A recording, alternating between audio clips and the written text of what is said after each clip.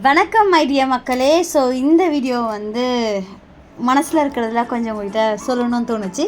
அதுக்கான ஒரு வீடியோ தான்.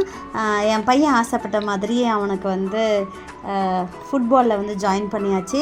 ஸோ அதனால் ஒரு சில ஸ்ட்ரகிள்ஸ்லாம் ஃபேஸ் பண்ணுற மாதிரி இருக்குது. ஸோ ஏன்னா டைமிங் மாறுது, அந்த டைமிங்க்கு நான் அவைலபிளாக இருக்கணும். ஸோ அவங்க 2 பேருக்கும் ஆட்டோமேன் கட் பண்ணியாச்சு. ஸோ ஏன்னா ஆட்டோமேனுக்கு ஒரு அமௌண்ட்டு, திரும்பியும் ஸ்போர்ட்ஸுக்கு தனியாக ஒரு அமௌண்ட்டு, இந்த மாதிரி வந்து தனித்தனியாக ஸ்பெண்ட் பண்ண முடியாது அப்படின்றதுனால ஸோ இவங்களை பிக்கப் ட்ராப்பு நாங்களே பண்ணிவிட்டு அந்த அமௌண்ட்டில் வந்து பெவினுக்கு வந்து இந்த ட்ரைனிங் கோச்சுக்கு வந்து நாங்கள் அனுப்பிட்டுருக்கோம்.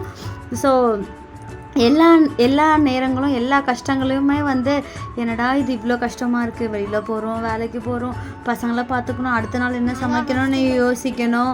ஸோ இது எல்லாத்தையும் யோசித்து அது கூடவே பசங்களை பிக்கப் பண்ணுறது, ட்ராப் பண்ணுறது, இதெல்லாம் பண்ணும்போது ஸோ அவங்களுக்கு பிடிச்சமானதை நம்ம ஏதோ ஒன்று பண்ணுறோம்ப்பா.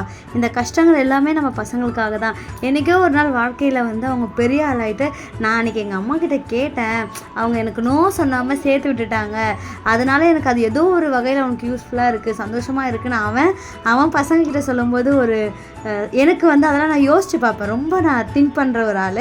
ஸோ அந்த மாதிரி வந்து நான் யோசித்து பார்ப்பேன். சம்டைம்ஸ் வெளியிலேருந்து டேரெக்டாக ஸ்கூலுக்கு போகும்போது சாப்பிட முடியாது, அங்கே என்ன கிடைக்குதோ அதை மட்டும் சாப்பிட்டு பசங்களுக்காக வெயிட் பண்ணிவிட்டு கிளாஸ் முடிச்சுட்டு கூப்பிட்டு வருவேன்.